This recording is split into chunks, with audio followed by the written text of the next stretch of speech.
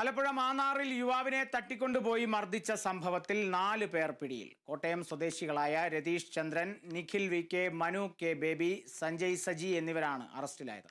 മാന്നാർ സ്വദേശിയായ പ്രശാന്തിനെയാണ് ജോലി വാഗ്ദാനം ചെയ്ത് വിളിച്ചു വരുത്തി തട്ടിക്കൊണ്ടുപോയത്. മോചനദ്രവ്യമായി സ്വർണവും പണവും ആവശ്യപ്പെട്ടാണ് മർദ്ദനമെന്ന് പ്രശാന്ത് പറഞ്ഞു. വിളിച്ചോണ്ട് പോയത്. അങ്ങനെ വിളിച്ചോണ്ട് പോയി കോട്ടയത്ത് കൊണ്ടുപോയി അവിടുന്ന് ഒരു വണ്ടി അവിടുന്ന് തന്നെ നിർത്തി. അവിടുന്ന് രാവിലെ എന്നെ വണ്ടി കയറ്റി കുമരകത്ത് കൊണ്ടുപോയായിരുന്നു. അവിടെ തൊട്ട് സാധനം ചോദിച്ചു ഇടിയായിരുന്നു, ദേവദ്രവമായിരുന്നു, സ്വർണ്ണത്തിലായി ചോദിക്കുന്നത്. എനിക്ക് സ്വർണ്ണമായിട്ടൊരു ബന്ധവുമില്ല, ഒന്നുമില്ല. പിന്നെ ഇടി തുടങ്ങി. ഒരു ദിവസം ഫുൾ ഇടിയായിരുന്നു.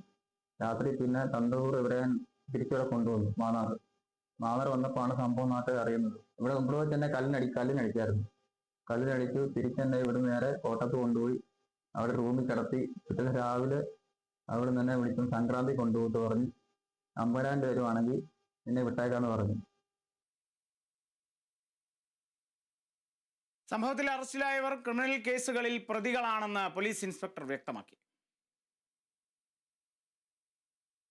രതീഷ് ചന്ദ്രൻ, സഞ്ജയ് സജീവ്, കൂടാതെ വേണൂർ സ്വദേശികളായ നിഖിൽ, മനു കെ ബേബി എന്നിവരെയാണ് കഴിഞ്ഞ ദിവസങ്ങളിൽ കോട്ടയം ജില്ലയുടെ വിവിധ ഭാഗങ്ങളിൽ നിന്നും മാന്നാർ പോലീസ് അറസ്റ്റ് ചെയ്തിട്ടുള്ളത്.